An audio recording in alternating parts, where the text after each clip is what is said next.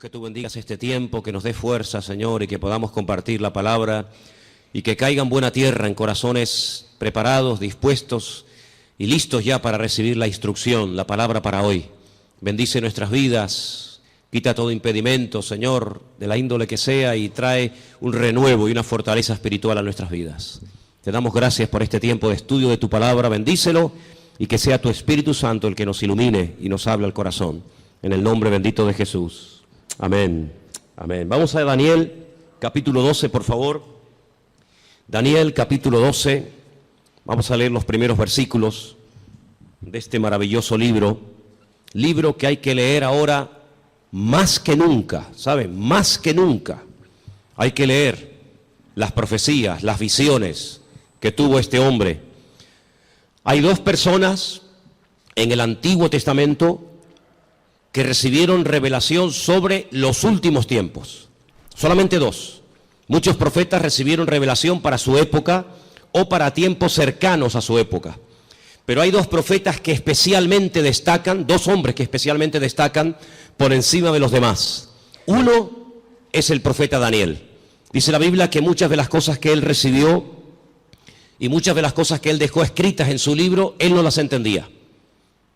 Él por fe las escribía y ahí las dejaba, y el Señor le decía, esto es para el fin de los tiempos, para los últimos días. Y otro hombre que dice literalmente en Génesis 49:1, no lo vamos a leer, pero si lo quieren, recuérdenlo. Génesis 19:1, un hombre que antes de morir llama a todos sus hijos, me refiero al patriarca Jacob, y les dice, acercaos, que os voy a declarar lo que va a pasar en los últimos tiempos. Y esa palabra, los últimos tiempos, aparece también con las mismas palabras en el libro de Daniel. Curiosamente, en esa especie de despedida del patriarca Abraham de sus 12 hijos y también de sus nietos, Manasés y Efraín, no les dijo todo lo que probablemente él había recibido, sino que el Señor, como que a pesar de la revelación que este hombre tenía, no contó todo lo que él sabía. Pero en Daniel tenemos muchísima información acerca de estos tiempos en los cuales nos ha tocado vivir. Y a partir del versículo 1 vamos a comenzar a leer, y dice así la palabra del Señor. ¿Lo tienen, hermanos? Daniel 12:1. Realmente, para entender el capítulo 12 hay que comenzar a leer desde el 10. Son capítulos muy largos, muy profundos, y por cuestiones de tiempo no lo vamos a leer hoy. Pero yo les pediría a ustedes que hoy o a lo largo de esta semana lean tranquilamente los capítulos 10, 11 y 12 del libro de Daniel, para que veáis qué información tan tremenda el Señor nos está dando a través de este hombre. En aquel tiempo se levantará Miguel, el gran príncipe, que está de parte de los hijos de tu pueblo. Será tiempo de angustia, cual nunca fue desde que hubo gente hasta entonces. Pero en aquel tiempo será libertado tu pueblo y todos los que se hallen escritos en el libro. Muchos de los que duermen en el polvo de la tierra serán despertados, unos para vida eterna y otros para vergüenza y confusión perpetua. Los entendidos resplandecerán como el resplandor del firmamento, y los que enseñan la justicia a la multitud como las estrellas a perpetua eternidad. Pero tú, Daniel, cierra las palabras y sella el libro hasta el tiempo del fin. Muchos correrán de aquí para allá y la ciencia se aumentará. Y yo, Daniel, miré, y aquí otros dos que estaban en pie, el uno a este lado del río y el otro al otro lado del río. Y me dijo, uno de los varones que estaba vestido de lino, que estaba sobre las aguas del río, ¿cuándo será el fin de estas maravillas? Y oí al varón vestido de lino que estaba sobre las aguas del río, el cual alzó su diestra y su siniestra al cielo, y juró por el que vive por los siglos, que será por tiempo, tiempos y la mitad de un tiempo. Y cuando se acabe la dispersión del poder del pueblo santo, todas estas cosas serán cumplidas. Y yo oí, mas no entendí. Y dije, Señor mío, ¿cuál será el fin de estas cosas? Él respondió, anda, Daniel, pues estas palabras están cerradas y selladas hasta el tiempo del fin. Muchos serán limpios y emblanquecidos y purificados. Los impíos procederán impíamente, y ninguno de los impíos entenderá, pero los entendidos comprenderán. Y desde el tiempo que se ha quitado el continuo sacrificio hasta la abominación desoladora, habrá 1290 días. Bienaventurado el que espere y llegue a 1335 días. Y tú irás hasta el fin y reposarás y te levantarás para recibir tu heredad al fin de los días. ¿Cuántos dicen amén? No es un libro fácil, ¿saben? Es un libro que además hay partes, no todo. Estos capítulos no, gracias a Dios, pero hay otros capítulos que están escritos en arameo.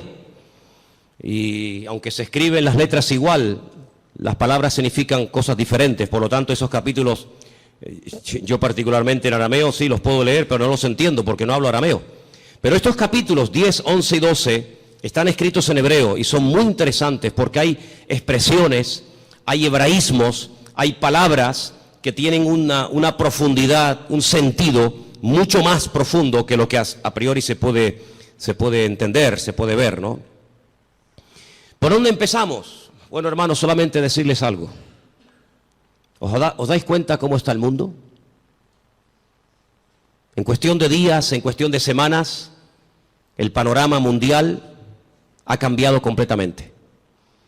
Profecías que hacían cientos, por no decir miles de años, que han estado ahí como dormidas, están surgiendo las circunstancias, se están dando las situaciones para que así, en un abrir y cerrar de ojos, en cualquier momento, puede iniciar una situación de tal magnitud que ya no hay marcha atrás. De hecho, yo me atrevería a decir esta tarde que estamos en este momento en una situación en la que ya no hay marcha atrás. Naciones que antaño se pelearon, ahora se han unido porque tienen un enemigo en común, y los medios de comunicación ayudan y al mismo tiempo no ayudan. Ayudan porque te dan información del movimiento de tropas, de soldados, situaciones de países, lugares donde hay guerras, muertes, etcétera. Y en cierto sentido, pues gracias a la televisión, a la radio, a la prensa, a internet, pues te enteras de cosas que están ocurriendo a centenares o a miles de kilómetros y estás al día. Pero por otra parte, ellos cuentan su versión. Ellos te cuentan lo que ellos entienden que está ocurriendo. Pero sin embargo, el creyente tiene que tener la sabiduría y la comprensión espiritual para ver mucho más allá y leer e interpretar correctamente lo que está ocurriendo. Hay una profecía que lleva miles de años, vamos a decir entre comillas, dormida, y tiene que ver con la ciudad de Damasco, capital de Siria. Dos profetas, el profeta Isaías y el profeta Jeremías, profetizaron con muchísimo tiempo de antelación que esta capital sería atacada y quedaría prácticamente en ruinas y no quedaría prácticamente recuerdo de ella. No vamos a leer todos los versículos que tengo porque si les digo la verdad, tengo tanto material sobre todo esto que podríamos estar aquí una semana entera sin salir, se lo puedo asegurar. Pero para los que estén tomando nota, y como además esto queda grabado, después ustedes pueden ir a su casa y volver a escuchar el mensaje, Isaías 17:1, Jeremías 49:23, en esa porción está la profecía que va dirigida específicamente a la ciudad de Damasco. La destrucción de esta ciudad, una de las ciudades más antiguas del mundo, junto con, por ejemplo, Jericó y también con la ciudad de Jerusalén y otras. De toda la vida se ha creído que en algún momento Israel atacaría Damasco y la destruiría. De hecho, ha estado en varias ocasiones a punto de destruir Damasco, pero no ha sido así. Son los mismos sirios, peleándose unos contra otros, todos contra todos, los que están destruyendo un país que antaño fue un lugar donde miles y miles de cristianos vivían. Un lugar donde dice la Biblia que el apóstol Pablo se dirigía para perseguir a los cristianos, porque allí, aquello era un reducto, un lugar donde los cristianos se refugiaban. Y dice que mientras iba camino hacia Damasco, la Escritura dice que el Señor le salió en el camino y se le reveló como el camino, la verdad y la vida, como el Mesías. Y fue camino a Damasco que el apóstol Pablo llegó a conocer el Evangelio y al verdadero Mesías. Y fue en la ciudad de Damasco donde fue bautizado. Y fue en la ciudad de Damasco donde lo visitó un hermano, un discípulo llamado Ananías, que dice que oró por él y se le cayeron como escamas de los ojos y pudo entender. Y allí recibe una palabra que marcó su vida. Allí recibe una palabra profética y le dice: mira, el Señor se te ha aparecido en el camino, se te ha revelado, te está liberando. Yo en estos días he estado hablando acerca de varios tipos de ataduras, ataduras espirituales, ataduras físicas, ataduras mentales. El Señor dice: yo te he desatado, yo te rompo toda ligadura de prejuicios, de cultura, de religión, de rechazo a otras naciones, y te libero de tu pueblo y te envío lejos a los gentiles, para que le abras los ojos y para que entiendan lo que tú ya has entendido.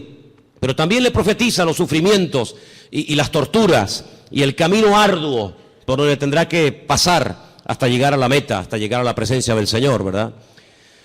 Y estamos viendo cómo en Siria ya sinceramente todas las cifras se quedan cortas, porque ¿quién realmente sabe cuánta gente ha muerto, cuántos están muriendo, cuántos van a terminar de morir en el país de Siria, un país que está en el norte de Israel, que lo separa, digamos, esa frontera natural llamada los Altos del Golán, esa especie de balcón donde allí se encuentra el famoso Monte Hermón, ¿verdad?, del cual habla el Salmo 133, ¿verdad? Mirad cuán bueno y cuán delicioso es los hermanos juntos en armonía, y ahí habla de ese hermoso monte. Bueno, pues en ese país están peleando, como dije, todos contra todos. Ahora, para entender un poco lo que está ocurriendo, hay una serie de palabras que prácticamente a diario se escuchan en la televisión y muchas veces la gente no sabe de lo que se está hablando. El mundo del Islam está dividido fundamentalmente en dos grandes fracciones. Hay algunos grupitos de los cuales no vamos a hablar, pero el mundo del Islam está dividido en dos grandes partes. Casi con más de un 80% están los suníes y con un 13% están los chiíes. Y de esto oímos hablar mucho a diario, ¿verdad? Los suníes, los chiíes. Y aunque hay países donde están todos juntos, pero hay después otros países que son mayoría suníes o mayoría chiíes. Por ejemplo, los países donde son mayoría los suníes, con más del 80%, es Arabia Saudita, donde se encuentra la Meca, Kuwait, los Emiratos Árabes, Jordania, Egipto, Pakistán, Afganistán, Yemen y otros más. Los países con mayoría chií, Irán, Persia, como lo llama la Biblia a la cabeza, parte de Irán, Líbano. Decir Siria, pues es un poco complicado, porque en Siria están ahí todos contra todos, Azerbaiyán, Bahrein. Cada uno de estos grupos, todos creen en el profeta Mahoma, todos leen el mismo libro, el Corán, pero hay grandes diferencias entre unos y otros. Daré algunas pinceladas para que nos situemos y sepamos de lo que estamos hablando y por qué se matan y por qué se odian tanto los suníes y los chiíes. En cada uno de estos bandos, por decirlo de alguna manera, o de estas fracciones, hay diferentes grupos armados que pelean contra los otros. Por ejemplo, el grupo terrorista más famoso de los chiíes es, sin lugar a dudas, Hezbollah, que son los que están ahí en el norte, en los Altos del Golán, y que en algunas ocasiones han atacado a Israel, e Israel también les ha atacado. Así que Hezbollah es un grupo mayoritariamente chií que está financiado por Irán. Pero luego en el otro bando, en la parte de los suníes, tenemos al famoso grupo Al-Qaeda, responsables de las famosas Torres Gemelas, tenemos a los talibanes, tenemos al famoso Estado Islámico, ISIS, a los hermanos musulmanes que ganaron y después fueron derrocados en Egipto, y tenemos al grupo Hamas. Hamas significa violencia y es el grupo que en este momento está liberando la franja de Gaza, allí al sur de Israel. ¿Por qué se llevan tan mal los chiíes y los suníes? A la muerte del profeta Mahoma, su yerno, que a la vez era su primo, llamado Alí, fue el que ocupó el lugar del profeta Mahoma. Sin embargo, en el grupo de los suníes, su suegro, que fue el que recopiló todas las cosas acerca del Corán, que era de la misma tribu que Mahoma, Abu Bakr, era el que tomó el liderazgo del Islam. La palabra suníe viene de la palabra árabe suma, que significa código de conducta. Ellos creen en los ulemas, que son los doctores, los teólogos del Corán, y son los únicos que pueden, digamos, interpretar lo que dice el Corán, los textos del Corán. Por otro lado, los chiíes tienen a los famosos ayatolás, y ellos lo que hacen es que unen la política y la religión, y hay ahí una lucha, porque los suníes dicen que entre Alá y el hombre no puede haber ningún tipo de intermediarios, no se puede adorar a nadie más que a Alá, ¿sí? Pero sin embargo los chiíes, aunque también adoran a Alá y creen en el Corán, y van a la Meca en peregrinación, de hecho, sabéis, la última peregrinación ha sido, como todos los años, catastrófica, han muerto casi 800 chiíes, la mayoría de ellos procedentes de Irán y de otros países chiitas, pues ellos además en sus mezquitas tienen fotografías de sus mártires, entre comillas, de sus santos, y en cierto sentido como casi que los veneran. Así que estos dos bandos están enfrentados los unos contra los otros. Y allí en Siria, por ejemplo, están peleando los chiíes contra los suníes contra los chiíes. Unos son apoyados por unos países, otros son apoyados por otros países. Pero curiosamente nada de lo que ocurre en el mundo ocurre por casualidad. Todo tiene una razón de ser. Los hombres no pueden ir de un lugar a otro si Dios no lo permite. Las naciones no pueden dejar sus territorios y abarcar o conquistar otros territorios si Dios no lo permite. Todos los cambios que está habiendo en la geografía, en la política, en la economía, no es producto de la casualidad ni de la locura de cuatro locos, sino que todo esto es el movimiento que Dios permite que se lleve a cabo para el cumplimiento de las profecías, tanto de Daniel como de Ezequiel y otros grandes varones de Dios, que pronosticaron con cientos y con miles de años de antelación todo lo que iba a ocurrir. Curiosamente, Irán, que no son árabes, no confundan, los iraníes no son árabes, son persas, es el segundo animal, la segunda parte de la figura que vio Daniel en aquel sueño, pues dice que ya se han unido con el gran enemigo del norte, que es Rusia, y ya han comenzado a atacar a los enemigos del presidente de Siria, y ya dentro de pocos días comenzará una invasión por tierra, y ya están allí miles y miles de soldados rusos, armados hasta los dientes, ya están atacando posiciones del famoso Estado Islámico y otros también que no tienen nada que ver con el Estado Islámico. Y mira tú por dónde dos países, uno tremendamente religioso como es Irán, y uno tremendamente ateo, como supuestamente se cree que son los rusos, pues resulta que se han unido porque dice que van a ayudar, fíjate qué bondadosos y qué maravilla, van a ayudar a un país que está lejos de sus fronteras, pero que tienen que ir a echarle una mano porque si no va a ser destruido. Solamente hay 5 ciudades de Siria que en este momento están bajo el dominio del presidente Bashar, el resto del país está prácticamente destruido o tomado por otras fracciones. Y mira tú por dónde. La semana pasada la costa de Siria y la costa de Israel se llenaba de portaaviones chinos, armados hasta los dientes con armas nucleares, con misiles, con bombas, misiles de largo y de corto alcance, capaces de recorrer centenares y miles de kilómetros. Y mira tú por dónde naciones como China, que no tiene nada que ver con Siria, o Rusia, que está allí con sus problemas, y los iraníes, que tienen también sus problemas recién salidos de todo este follón que han tenido, resulta que ahora se están uniendo como amigos porque van a liberar a Siria.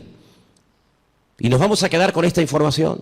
Nos vamos a quedar simplemente con la idea de que van a ayudar a Siria y cuando se arregle la situación en Siria, cada uno se va a retirar a su respectivo país.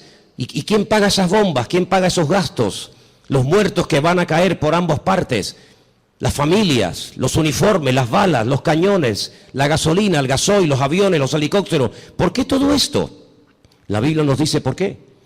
Porque el Señor en los últimos tiempos lo que hará es que utilizando entre comillas la excusa de que van a ayudar, de que van a liberar a un país amigo o aliado como puede ser Siria, una vez que lo hayan, digamos, calmado la situación, nada les va a impedir que crucen por el norte y por diferentes partes del país rumbo, como dice la Biblia, a la tierra gloriosa. Porque detrás de todo esto no está simplemente cuestiones políticas o económicas, sino fundamentalmente hay una razón: destruir a Dios y destruir al pueblo de Dios.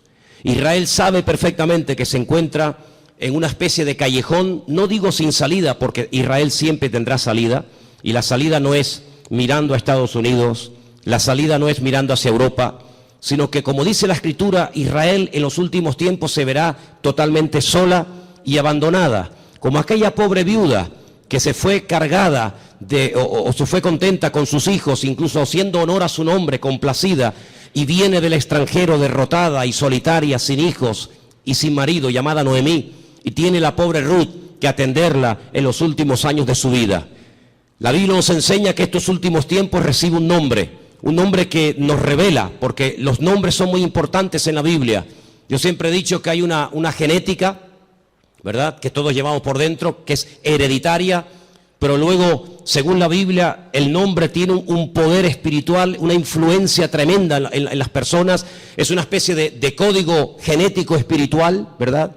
Y esta mujer, cuando viene de Jordania, de Moab, dice que ya no se siente complacida y por lo tanto ya no quiere usar más su nombre, sino que le dice a la gente que le llamen Mará, que significa amargada o entristecida, ¿verdad? Y es interesante ver cómo estamos viendo el inicio de lo que la Biblia habla clarísimamente, que va a ser una tercera guerra mundial sin precedentes en la historia.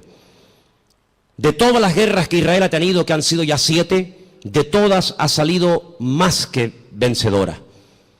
Le han atacado por todas partes, de noche, de día, en plenos días de fiesta importantes.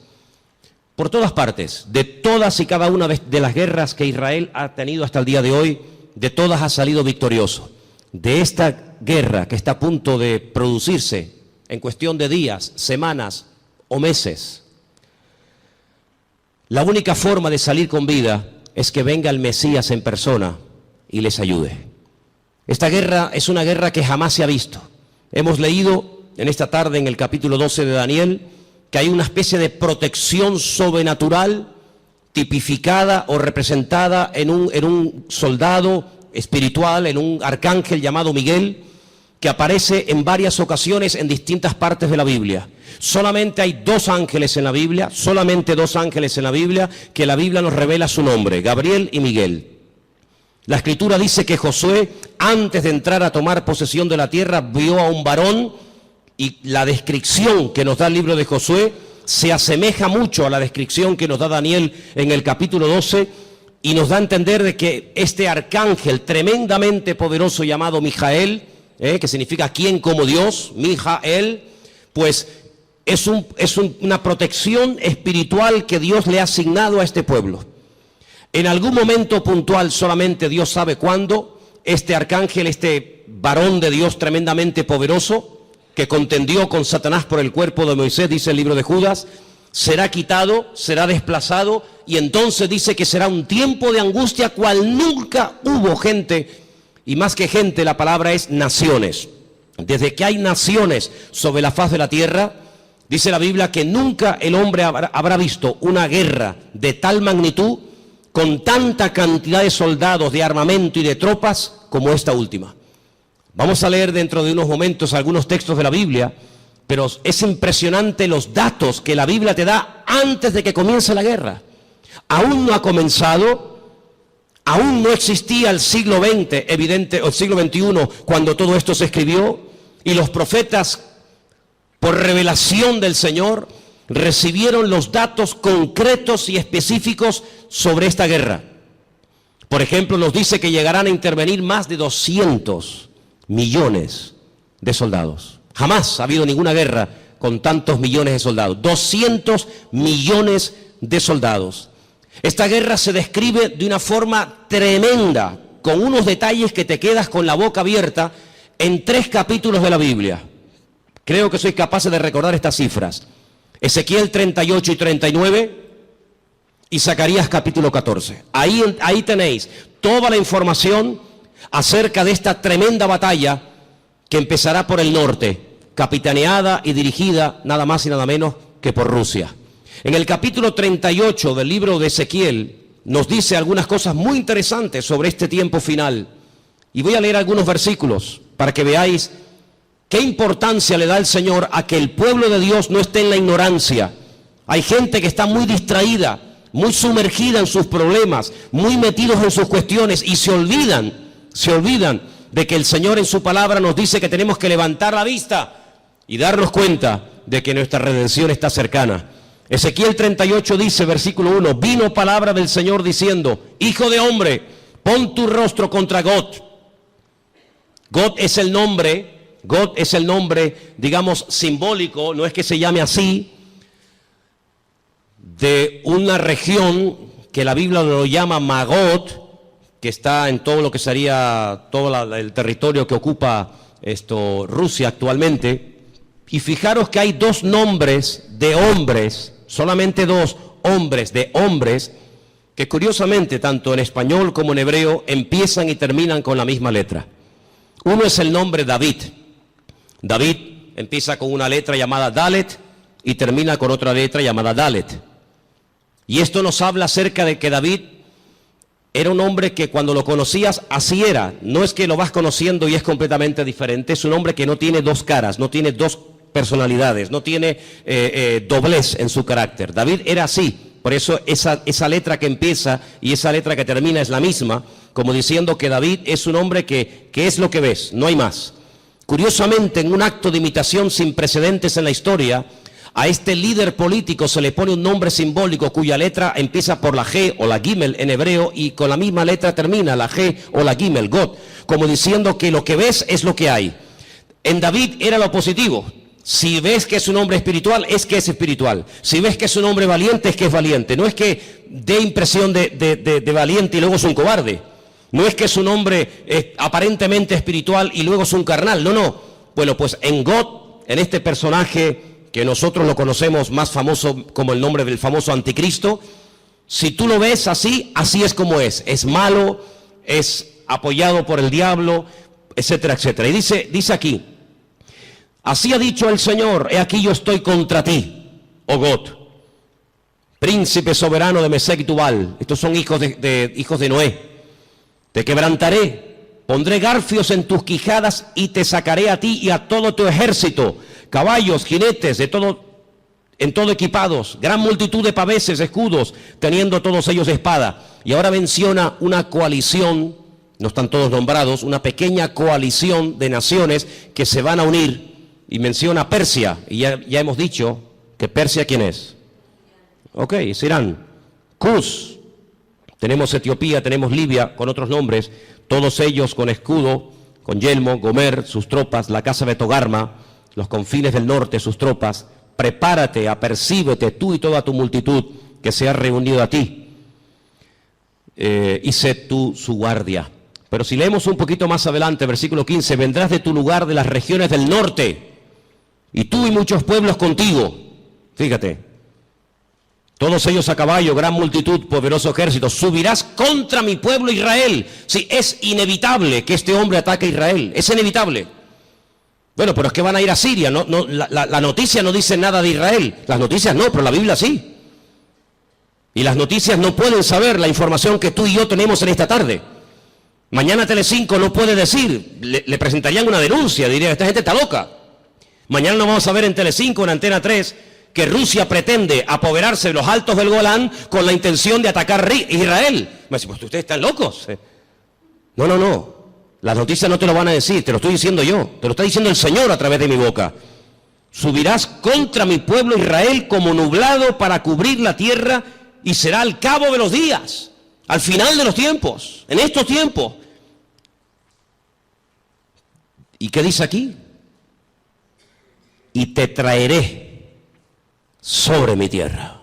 No es que a Putin se le ocurre la genial idea de decir, bueno, vamos a Siria y ya que estamos a un tiro de piedra, saltamos los altos del Golán Y desde los altos del Golán vemos todo Israel abajo y la machacamos, total, que son 300 kilómetros de largo para un imperio, para una potencia militar como Rusia, que con una bomba hace así y borra de la faz de la tierra a 10 millones de personas, porque eso es lo que puede tener Israel en este momento, si es que llega ahora mismo a 10 millones de personas viviendo allí.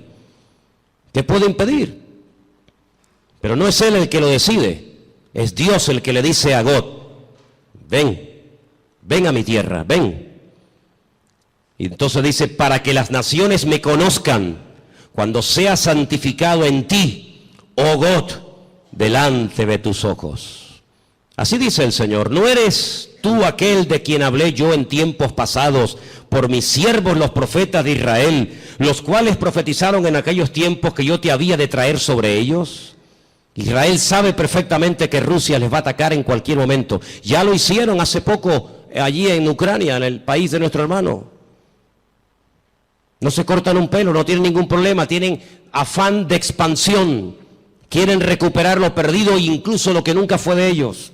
No atacaron en un momento determinado un país que no tenía nada que ver con Rusia, como fue Afganistán.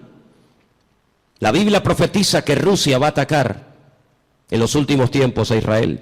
En aquel tiempo, cuando venga God contra la tierra de Israel, dice el Señor, subirá mi ira y mi enojo. Tremendo. Pero vamos al capítulo 39. He aquí yo estoy contra ti, oh God, príncipe soberano de Mesed y Tubal. Te quebrantaré y te conduciré y te haré subir de las partes del norte y te traeré sobre los montes de Israel. Otra vez. Te sacaré tu arco de tu mano izquierda y te derribaré tus saetas en tu mano. Sobre los montes de Israel, ahora viene la palabra tremenda. Sí, es verdad, Rusia atacará a Israel, pero sobre los montes de Israel caerás tú y todas tus tropas, y los pueblos que fueron contigo, y aves de rapiña de toda especie, las fieras del campo, le he dado por comida. Sobre la faz del campo caerás, porque yo he hablado, dice el Señor. Impresionante, ¿eh? Enviaré fuego sobre Magot, sobre los que moran con seguridad en las costas, y sabrán que yo soy el Señor. Y haré notorio mi santo nombre en medio de mi pueblo Israel, y nunca más dejaré profanar mi santo nombre. Y sabrán las naciones que yo soy el Eterno, el Santo de Israel. He aquí viene y se cumplirá, dice el Señor, este es el día en el cual yo he hablado. Los moradores de la ciudad de Israel saldrán y encenderán y quemarán armas, escudos, paveses, arcos, saetas, dardos de mano y de lanzas, y los quemarán en el fuego por 7 años. Durante 7 años tendrán combustible, tendrán armamento de todo lo que abandonaron estas tropas tremendas. No traerán leña del campo ni cortarán de los árboles, sino quemarán las armas en el fuego y despojarán a sus despojadores y robarán a los que les robaron, dice el Señor. En aquel tiempo, qué tremendo. En aquel tiempo, yo daré a God lugar para sepultura allí en Israel. Allí va a ser enterrado este personaje que lo llamamos el anticristo, que Ezequiel lo llama God. Allí va a ser enterrado, y después le voy a decir cómo el Señor es tan misericordioso que permite que el anticristo o God, ¿por qué el Señor permite a un personaje tan ruin y tan malo que sea enterrado en Israel y no despedazado, comido por las fieras? Vais a ver qué misericordioso es el Señor. En aquel tiempo yo daré a God lugar para sepultura allí en Israel, en el valle de los que pasan al oriente del mar, obstruirá el paso a los transeúntes, pues allí enterrarán a God y a toda su multitud, y lo llamarán el valle de Hamón God, que significa la multitud de God. La casa de Israel los estará enterrando por 7 meses. ¡Qué matanza, hermanos! 7 meses enterrando cadáveres. Impresionante, ¿eh? Versículo 13. Los enterrará todo el pueblo de la tierra, y será para ellos célebre el día en el que yo sea glorificado, dice el Señor. Tomarán hombres a jornal que vayan por el país con los que viajen para enterrar a los que queden sobre la faz de la tierra, a fin de limpiarla, y al cabo de 7 meses harán el reconocimiento.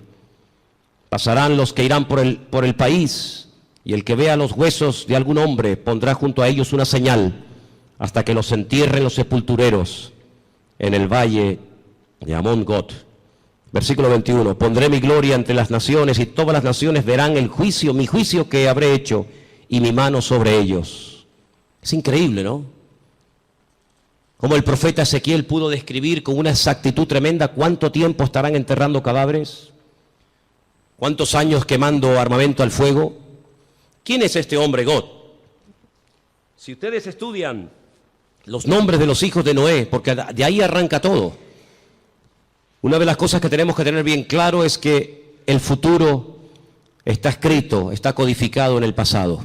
Todo está escrito en el Génesis. Y para poder comprender lo que va a pasar en el futuro, hay que saber lo que pasó en el pasado. 3 hijos tuvo Noé: Sem, Can y Jafet. Cuando Noé sale del arca, planta una viña, dice la palabra de Dios que se emborrachó, perdió el control, se emborrachó, quedó desnudo en medio de su tienda. Y uno de sus hijos, Can, dice el texto hebreo, que se rió, se burló de su padre, no lo cubrió, no lo tapó, lo humilló, se lo contó a sus hermanos, incluso hasta intentó propasarse con su propio hermano, con su propio padre. Sus 2 hermanos fueron de espalda caminando y taparon a su padre. Fíjate qué misericordioso es el Señor, que este personaje que es descendiente de Jafet, no de Can, no de Sem, sino de Jafet, por haber cubierto a su padre, él será cubierto con tierra en los últimos tiempos, en la tierra de Israel. El refrán dice, midá keneged midá, lo que siembras es lo que cosechas, medida por medida. ¿Por qué esperó el pueblo de Israel por María? Al fin y al cabo era una, el resto era tanta gente, 2 millones de personas. ¿Por qué esperó todo el pueblo por María? Porque María, cuando Moisés era pequeño, esperó a ver cuál era el futuro de su hermano Moisés, y no se fue hasta que la hija del faraón lo adoptó y se lo llevó al palacio. Y por ese acto de esperar, de preocuparse por el futuro de su hermanito, que en aquel tiempo era un bebé de 3 mesitos, por ese acto de misericordia y de amor y de interés, años más tarde, el pueblo la espera a ella. Y siempre es así. De ahí que Pablo diga a los Gálatas, si queréis cosechar, tenéis que sembrar, pero sembrar abundantemente para poder cosechar abundantemente. Así que este personaje está a punto de aparecer. Este famoso anticristo está a punto de aparecer, pero ya lo hemos dicho en muchas ocasiones, que en los últimos tiempos habrá una influencia de una institución religiosa que describe perfectamente el libro del Apocalipsis, que dice cómo se visten, dónde están, cómo hablan, cómo no hablan, etcétera, etcétera. Es increíble el impacto que en tan poco tiempo ha producido el Papa Francisco. Es increíble, ¿no? En tan poco tiempo le ha caído bien a todo el mundo. No hay nadie que diga nada malo de Francisco. Fue a Israel y a los judíos, a los rabinos les cayó bien. Incluso llegó a ir al muro de los lamentos y puso su petición entre las rendijas del muro. Después se fue con Abu Hamas, el presidente de la autoridad palestina, y le cayó estupendamente, y casi se hicieron amigos y rezaron juntos mirando hacia la Meca. Se fue a Turquía y en la famosa mezquita de Turquía, orando hacia la Meca, le cayó de maravilla a los musulmanes. A todo el mundo le cae bien, a los artistas, incluso a los ateos. Recientemente escuchaba a un político ateo que decía, me cae muy bien este hombre, aunque yo no soy creyente ni creo en Dios, pero me cae muy bien este hombre. Dieron la vuelta al mundo en cuestión de minutos las declaraciones que hizo en un avión mientras viajaba, cuando le preguntaron por los homosexuales, por los gays, y él dijo, ¿quién soy yo? ¿Quién soy yo para juzgar a los gays? Y todo el mundo comenzó a decir, la iglesia está cambiando.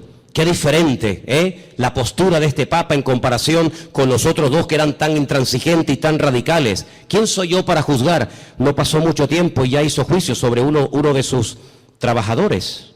Ayer un sacerdote, dice él, que salió del armario porque Dios así se lo había pedido y así lo había querido, y fulminantemente fue destituido, ¿no? Qué contradicción con las declaraciones del avión, ¿no? Pero en los últimos tiempos la Biblia nos enseña que habrá una especie de religión que le va a caer bien a todo el mundo. Será capaz de ir con los musulmanes, con los judíos, con los cristianos. Dicho sea de paso, hace muy poco tiempo este Papa se fue por primera vez en toda la historia con un pastor muy conocido por nosotros a una iglesia evangélica en la ciudad de Caserta, en Italia, donde yo estuve ahora hace unos días. Estuvo con un montón de pastores que vinieron de Argentina, puesto que el Papa es argentino, y allí tuvieron un culto donde él estuvo como uno más. Hicieron un tiempito de oración, y él hizo una oración incluso, y todos participaron, y se sacaron fotografías, y todo el mundo, qué contento, ¿verdad? La Biblia nos enseña que las rameras son capaces de irse con gente mayor y con gente joven. Las rameras son capaces de irse con gente sin dientes y con gente con dentadura perfecta. Las prostitutas son capaces de trabajar de día o de noche, y lo mismo le da a irse con un blanco, con un negro, con un rico, con un pobre, con un cristiano, con un ateo, con un satánico, le da igual, porque ese es su trabajo, llevarse bien con todo el mundo para sacarle lo que ella quiera a cambio.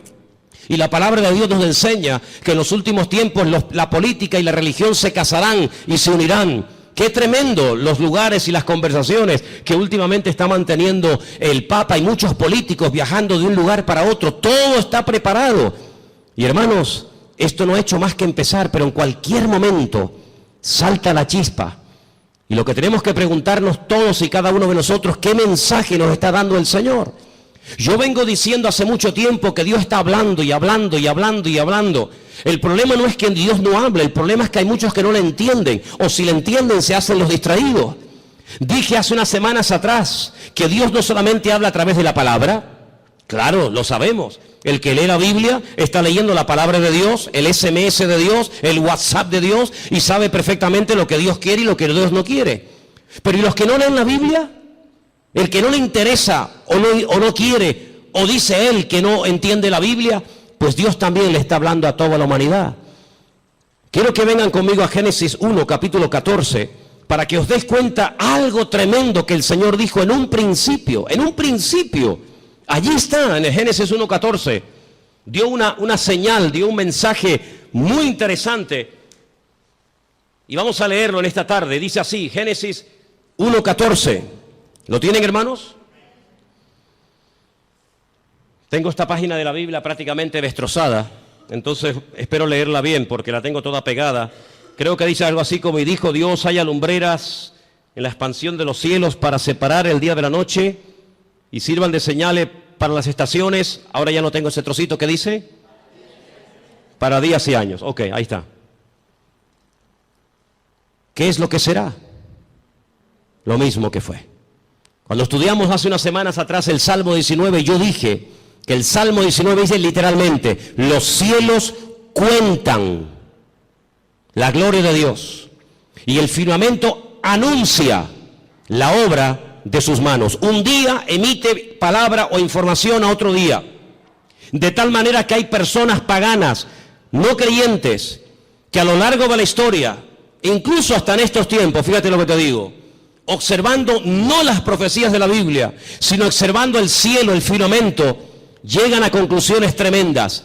Quiero decirles que en un momento puntual de la historia de la humanidad, el Señor utilizó el astro rey, el sol, la luna y las estrellas para darle un mensaje profético a uno de sus hijos llamado José. ¿Lo habéis olvidado? Dice que él vio al sol, a la luna y a las estrellas que se postraban delante de él. Y Jacob, cuando oye el sueño de su hijo, él entiende perfectamente lo que le está diciendo. El sol es el padre, la luna es la madre y las estrellas son sus hermanos.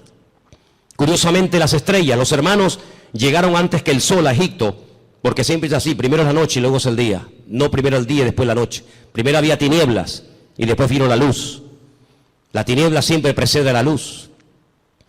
Pero fíjate qué curioso, los magos de Oriente, que no sabemos realmente de dónde eran, si eran judíos, si no eran judíos, sabían perfectamente el lugar y el día en el que había nacido el Mesías, porque interpretaron que aquellas estrellas que tenían nombre, la estrella Sadik, la estrella Jamelec, etcétera, se habían alineado, y ellos sabían perfectamente que tenían que ponerse en marcha para llegar a donde, a Belén de Judea, porque allí era donde había nacido el Mesías. Y es que el Señor, en el versículo 14 de Génesis 1 que hemos leído, dice que cuando Él creó el sol, cuando Él creó la luna y Él creó las estrellas, no solamente las creó, número uno, para separar, para hacer diferencia entre el día y la noche, no, sino que dice que las creó para las estaciones. Y la palabra estaciones es la palabra hebrea modín. Y la palabra modín, ¿sabe lo que significa? Fiestas. Es la misma palabra que se emplea en Levítico cuando dice, recuerden las fiestas del Señor. ¿Cuándo tienen que ir? ¿Cuándo no tienen que ir? ¿Cuándo tienen que ponerse en marcha? ¿Cuándo no tienen que ponerse en marcha? En otras palabras, cuando ustedes vean los cielos, ustedes podrán discernir en qué tiempo de su relación con Dios ustedes se encuentran. Es muy importante que tú, hermano y hermana que me escuchas en esta noche, te preguntes, ¿dónde me encuentro ahora mismo en mi camino, en mi relación con Dios? ¿Estoy más cerca? ¿Estoy más lejos? ¿En qué punto me encuentro? Porque el tiempo marca la circunstancia y la circunstancia marca el tiempo. Jesús le dijo, ustedes olvídense de ver señales. Esta generación, como es una generación mala, perversa y adúltera, no se le ha permitido ver señales como a otras se les permitió. Ustedes solamente podrán ver una señal, solamente una, y la van a ver, y se llama la señal del profeta Jonás. ¿En qué consistía? Bueno, le está diciendo, así como Jonás estuvo en el vientre del pez 3 días y 3 noches, así estaré yo, el Hijo del Hombre, en el vientre de la tierra 3 días y 3 noches. Esa señal era la señal de la generación de Jesús. Pero sin embargo, Noé no esperaba esa señal. Porque ¿cuál era la señal de Noé? El diluvio. Pero ¿cuál era la señal de Salomón? La construcción del templo. Y cada generación, cada tiempo tiene una circunstancia, una señal, y cada señal identifica el tiempo. Por eso podemos saber ahora mismo en qué tiempo, en qué lugar, en qué punto del camino yo me encuentro en mi relación con Dios por lo que estoy viendo. Porque repito, la señal, la circunstancia política, social, económica, espiritual, etcétera, etcétera, marca el tiempo en el que yo estoy viviendo. Yo no puedo ver, no puedo orar para ver el nacimiento del Mesías porque Él ya nació, no es la señal de mi tiempo. Yo no puedo esperar, aunque ore, ayune 40 días, tome autoridad y reprenda y declare. Yo no puedo ver al profeta Jonás siendo vomitado en una playa para ir a predicar a los ninivitas. No, porque no es la señal de mi tiempo. Pero ¿cuáles son las señales de nuestro tiempo? Pues algunas de las que les estoy diciendo esta noche.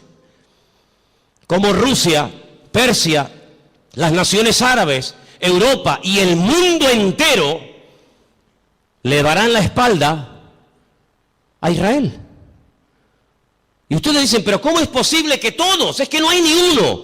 No hay ni uno que apoye a Israel. Dice, bueno, los americanos, ya no es como antes. Ya no es como antes. Israel se verá más sola que la una. Y solamente podrá mirar en una sola dirección, hacia arriba. Al Señor tu Dios adorarás y a Él solo servirás. Era como la señal profética en el arca de Noé. El arca de Noé no eran balcones como estos cruceros hermosos que abres la ventana de tu habitación y sales a una terraza. No, el arca de Noé no tenía ventana, no tenía ojo de buey, tenía una sola ventana arriba.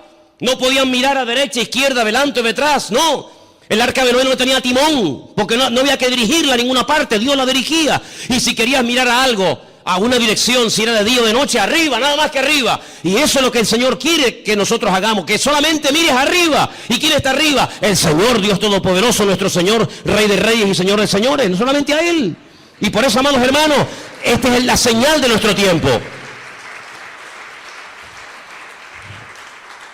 ¿Qué pinta Rusia en Siria? ¿Qué pinta Irán?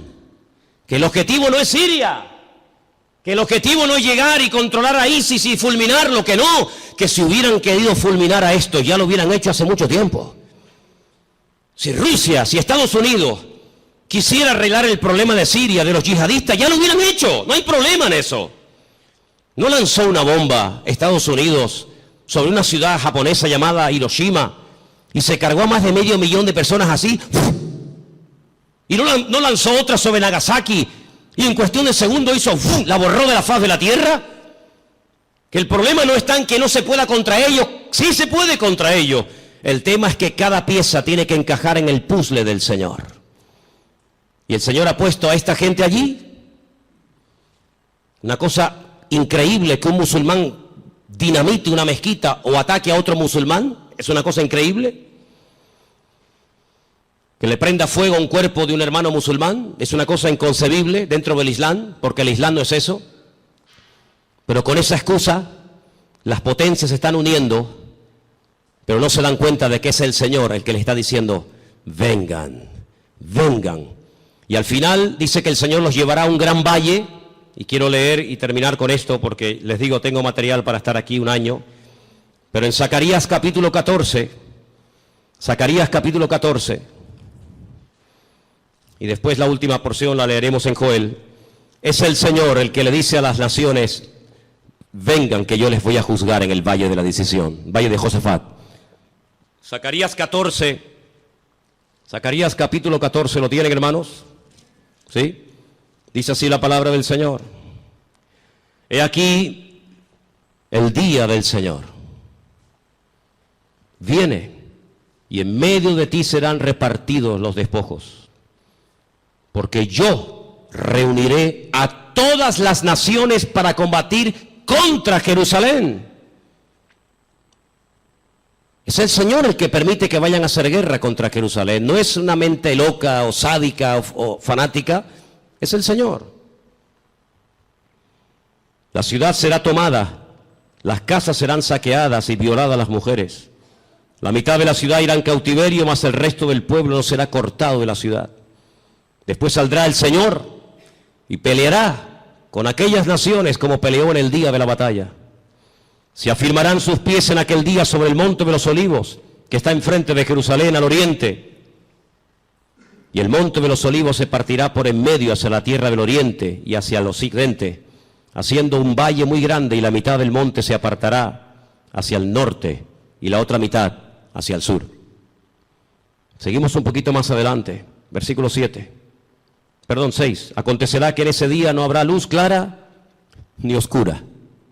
Volvemos al Génesis.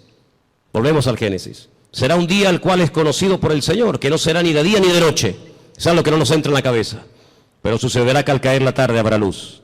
Acontecerá también en aquel día que saldrán de Jerusalén aguas vivas, la mitad de ellas hacia el mar oriental y la otra mitad hacia el mar occidental, en verano y en invierno. Y el Señor será el rey sobre toda la tierra, y en aquel día el Señor será uno, y uno será su nombre. Vamos a ir al versículo 12. Esto nunca ha pasado en ninguna guerra bíblica. Esta será la plaga con la que herirá el Señor a todos los pueblos que pelearon contra Jerusalén. La carne de ellos se corromperá estando ellos sobre sus pies. No es que cuando te pegan un tiro, te meten una puñalada, te duele y te caes poco a poco al suelo. No va a pasar así. Va a ser algo fulminante. La carne de ellos se consumirá estando sobre sus pies. Se consumirán en las cuencas sus ojos, y la lengua se les deshará en la boca. Y acontecerá en aquel día que habrá entre ellos gran pánico, enviado de parte del Señor, y trabará cada uno en su mano a su compañero, y levantará su mano contra la mano de su compañero. Se matarán unos a otros. Algo milagroso. Sigo más adelante, versículo 15. Así también será la plaga de los caballos, de los mulos, de los camellos, de los asnos y de todas las bestias que estuvieren en aquellos campamentos. Todos los que sobrevivieren de las naciones que vinieron contra Jerusalén subirán de año en año para adorar al Rey, al Señor de los ejércitos, y a celebrar la fiesta de los tabernáculos. Y pueden seguir leyendo para que veáis qué cosas tan interesantes se dicen ahí. Aquí predice la Biblia que las armas químicas, bacteriológicas y nucleares se van a usar, hermanos. No te quepa la menor duda. Estando de pie, se desmigajan, desaparecen como si fueran polvo, como si fueran ceniza.